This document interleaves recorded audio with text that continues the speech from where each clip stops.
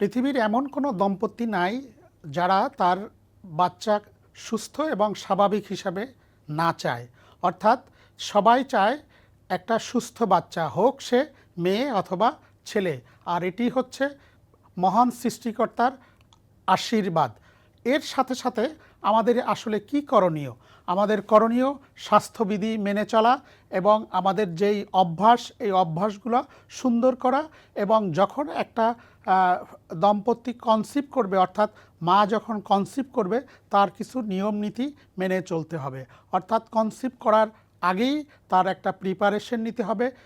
কখনো কখনো কিছু ড্রাগ, অর্থাৎ কিছু বিশেষ সাপ্লিমেন্ট ঔষধ খেলে কিছু কিছু কনজেনিটাল অ্যাবনর্মালিটি হয় না বললেই আমরা মনে করি। এছাড়া যখন কনসিভ হবে তখন সেই মুহূর্তে বা কনসিভের পর প্রথম 2-3 মাস অর্থাৎ প্রথম ট্রাইমিস্টার সে বিশেষ বিশেষ কিছু ঔষধপত্র পরিহার করবে। অর্থাৎ অ্যান্টিবায়োটিক আরও কিছু ঔষধ আছে যেগুলো না খাওয়াই উত্তম ডাক্তারের পরামর্শ ছাড়া। তাছাড়া তাদের যদি কোনো বদ অভ্যাস থাকে, অর্থাৎ যেমন ধূমপান, তাছাড়া হচ্ছে অ্যালকোহল পান, এছাড়া আরও যে কোনো অস্বাভাবিক কোনো কাজকর্ম না করাটাই উত্তম। তাহলে আমরা একটা সুস্থ বাচ্চা পাওয়ার ক্ষেত্রে অগ্রগামী থাকব বলে আমরা মনে করি।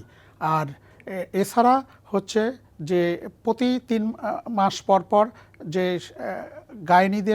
গাইনি চিকিৎসকের পরামর্শ নেওয়া এবং সেই অনুযায়ী যে কোনো অ্যাবনর্মালিটি আছে কিনা সেটা যদি আমরা দেখতে পারি, তাহলে সেই ক্ষেত্রে অ্যাবনর্মাল বেবি অথবা জন্মগত ত্রুটি নিয়ে জন্মগ্রহণ করার সংখ্যা কমে যাবে বলেই মনে করি।